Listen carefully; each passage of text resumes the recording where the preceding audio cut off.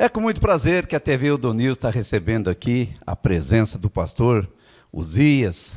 Pastor Uzias é pastor da Igreja Assembleia de Deus, Ministério do Belém, aqui da nossa cidade. E hoje, pastor, eu vou fazer 3 perguntas aqui, mas é 3 perguntas muito importantes, viu? Será que eu vou dar conta de responder todo mundo? Eu acho que vai.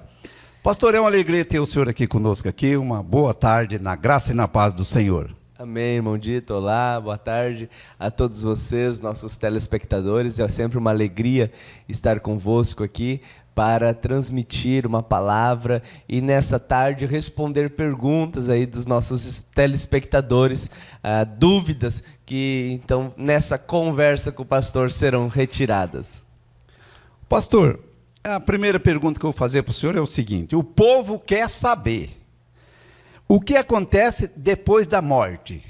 Essa pergunta é uma pergunta que muita gente corre atrás de saber, né? Porque ninguém volta de lá, né? E o senhor se prepara que eu tenho mais dúvidas aí também. Muito bem. O sábio Salomão, ele escreveu no seu último livro, né, o homem mais sábio do mundo, ele escreveu no seu último livro, o livro de Eclesiastes, quando já está bem próximo da morte, no capítulo de número 12 e no versículo de número 7, ele diz: "E o pó volte à terra como era, e o espírito volte a Deus que o deu." Então, perceba aqui que o sábio Salomão ele está dizendo que o ser humano, parte dele volta, a parte material, que é a terra, que é o corpo humano, que é o físico, volta para a terra. O homem foi criado do pó da terra. E a parte imaterial, aqui quando ele fala espírito, ele não está falando somente do espírito, mas ele está falando da parte imaterial, que é composta de 2 partes. A alma, que é a sede dos sentimentos do ser humano, e é a maneira como o ser humano se exterioriza os seus sentimentos e fala e tudo mais, e o seu espírito. Então a parte imaterial vai para Deus, e Deus é que vai dar o destino para esta parte imaterial, dependendo se é para o lado bom ou para o lado ruim. Tá certo. Quer dizer... pastor, nem por exemplo, como que a pessoa sabe que ele está salvo? O que precisa, o que ele tem que fazer para ele saber que ele está salvo? Muito bem. Na verdade, a pessoa, para ela alcançar a salvação, ela precisa reconhecer a Cristo como seu único e suficiente Senhor e Salvador. Muitas pessoas, elas aceitam a Jesus Cristo como seu Salvador, porque não querem ir para o inferno. Aliás, o inferno não foi feito para o ser humano. A Bíblia nos diz que o inferno foi feito para o diabo e os seus anjos, no caso os demônios. Então, se algum ser humano vai para o inferno, vai de intrometido, porque lá não foi feito para ele. Mas a pessoa, quando ela aceita Jesus como seu Salvador, ela está se libertando do domínio do pecado, mas ela também precisa aceitar Jesus como seu Senhor, ou seja, fazer o que Ele manda, né? Jesus falou: "Vós sereis meus discípulos se fizerdes o que eu vos mando." Então a pessoa, uma vez que ela aceita a Jesus, ela tem 2 certezas: primeiro, que ela está livre do poder do pecado, e segundo, que ela vai morar com Cristo nos céus. E isso, quem dá essa certeza é o Espírito Santo, porque a Bíblia nos diz que o Espírito de Deus testifica ao nosso espírito que nós somos filhos de Deus. Então a paz, a certeza da salvação entra no coração da pessoa. Pastor, que nem, por exemplo, um dia desses perguntaram para mim, mas, sou dito, como que eu sei que eu estou salvo? Eu expliquei para ele o seguinte: é uma coisa individual, que é só, por exemplo, eu sei o meu relacionamento com Deus, o senhor sabe, você também sabe, tá? Agora, ele perguntou assim para mim, assim, até um senhor, ele perguntou para mim assim, mas acontece o seguinte, e existe céu? Eu falei, como existe o inferno. Ele falou, mas eu não acredito nem no céu nem no inferno. Eu falei, bom, mas aí já é com o Senhor, porque existe céu e existe inferno. Existe Deus e existe o diabo. Como existe a noite, existe o dia. Aí ele parou, pensou, mas como que eu sei que eu vou para o céu?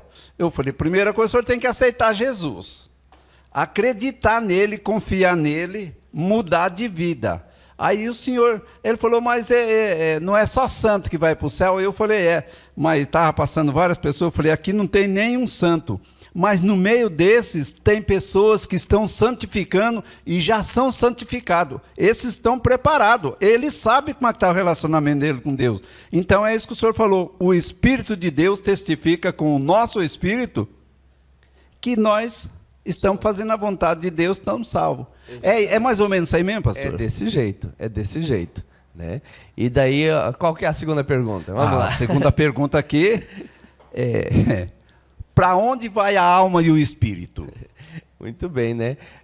Eu estimulei o senhor a fazer essa pergunta porque já que o pó volta para o pó, né? O corpo volta para o pó e o espírito e a alma vai para Deus, Deus vai dar o destino delas. E para onde vai então? E o senhor já pincelou aí até mesmo os dois lugares, né?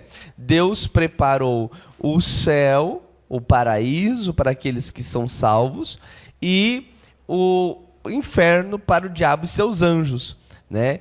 Quando a alma e o espírito desprende do corpo, vão a Deus. Então, aquele que é salvo, Deus destina eles ao paraíso. E quem nos mostra muito bem isso é Jesus Cristo, lá no Evangelho segundo escreveu Lucas, no capítulo de número 16, e no versículo de número 19 em diante, onde Jesus conta a história do rico e de Lázaro. E diz-nos o versículo de número 22, e aconteceu que o mendigo morreu e foi levado pelos anjos para o seio de Abraão. E morreu também o rico e foi sepultado.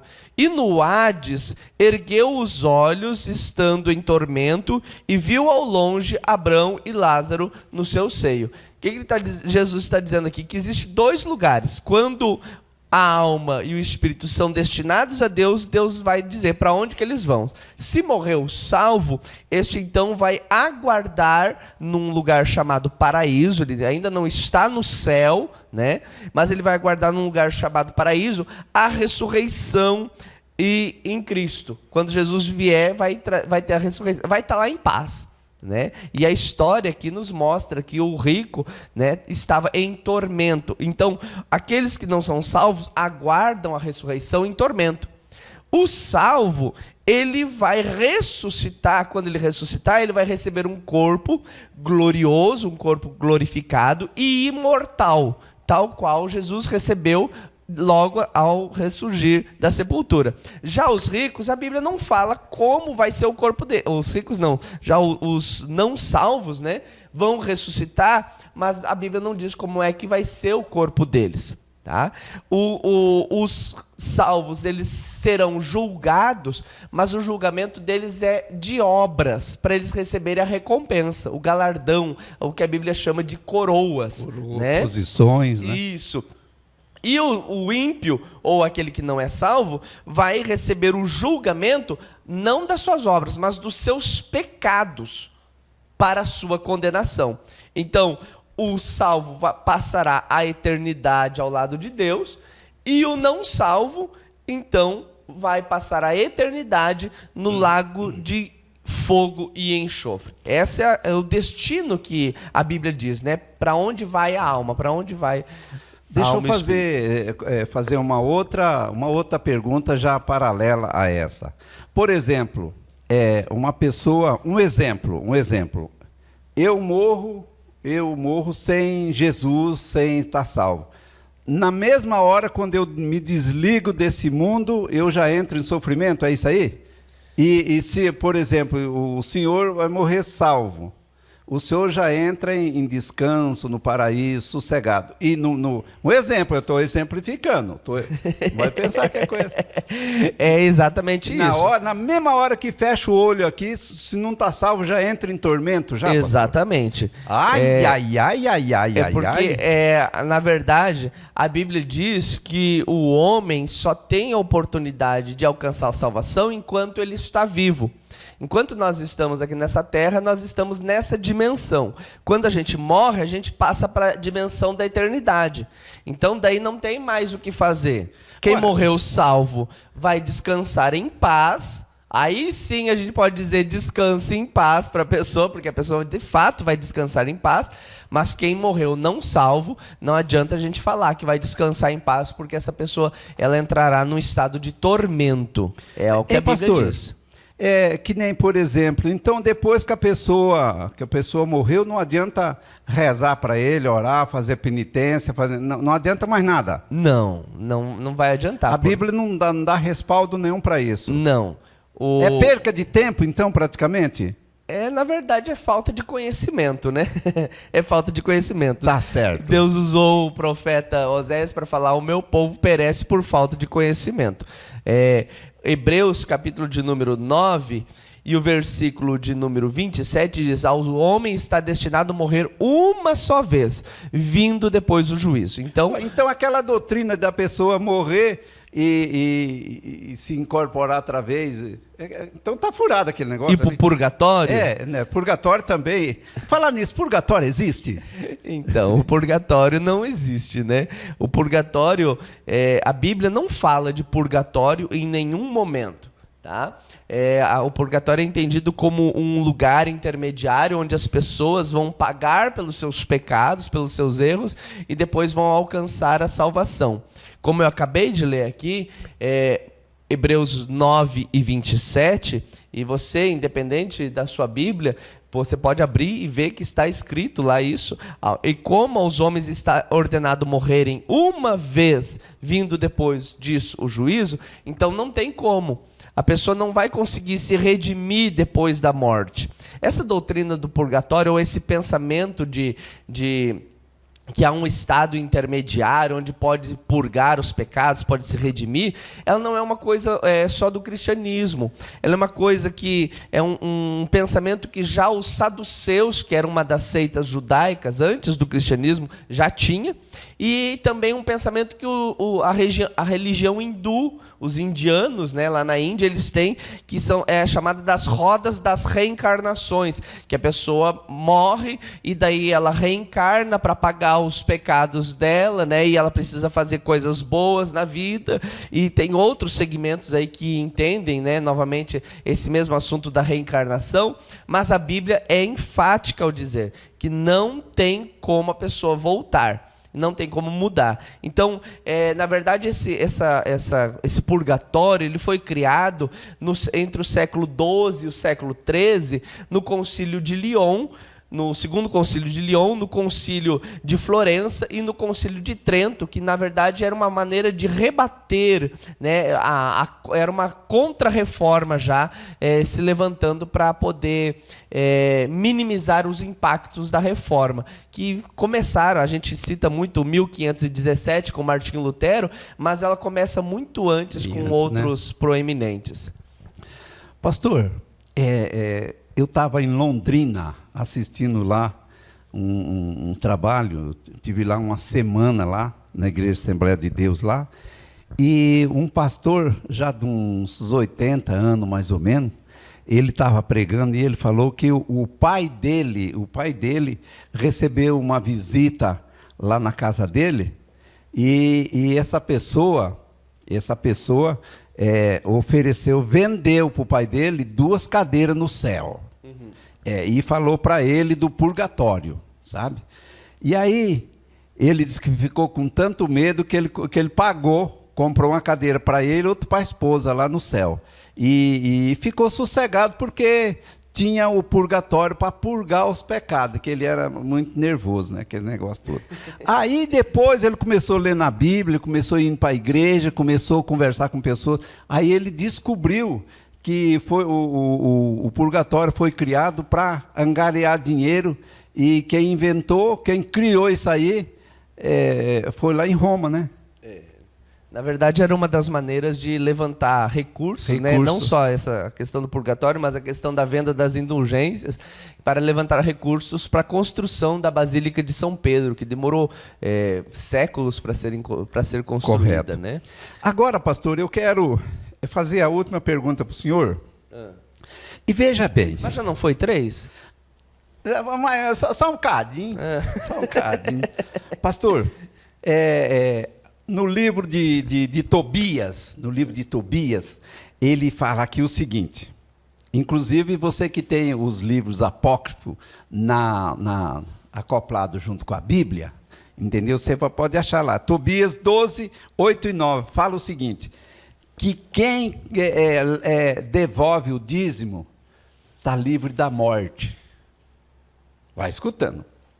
E fala também que ele passa a garantir a vida eterna. E fala também o seguinte, que quem devolve o dízimo fica próspero, fica rico. E fala também que quem leva o dízimo, que o dízimo apaga pecado.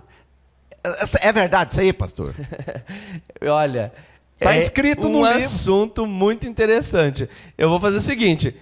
Semana que vem a gente vem para responder essa pergunta aí, essas questões, porque eu acredito que não é dúvida só do senhor. Tem muita gente com dúvida nesse negócio aí, por causa de alguns ensinos que andam por aí. Então, na próxima semana, na nossa conversa com o pastor. Não perca, porque esse assunto é muito importante. E tudo que nós falamos aqui, nós provamos dentro da Bíblia. Exatamente. Dentro da Bíblia. Não tem negócio de achismo, pode ser, talvez. Não. Nós provamos dentro da Bíblia. Então, isso aqui é para semana que vem. Para semana que vem. Semana que vem nós estaremos aqui novamente. Maravilha. Mas deixa eu fazer um convite especial. Nosso tempo já foi, mas eu quero convidar você para estar conosco no domingo, às 19 horas, ali na rua Mato Grosso do Sul, número 520, em frente ali ao Mercado Hipólito, na saída para Iguatemi. Deus tem uma palavra para a tua vida na Igreja Evangélica Assembleia de Deus, Ministério do Belém. E na quarta-feira, a festa da palavra. Pensa num estudo que nós estamos ali. O senhor estava conosco ontem, né? Ontem lá. Foi uma bênção e eu tenho certeza que Deus tem uma palavra também para a tua vida. Venha fazer-nos uma visita e ouvir a voz de Deus para a tua vida.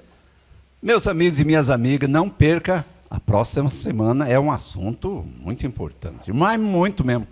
Beijo no coração de todos e até a próxima. Assim, querendo Deus.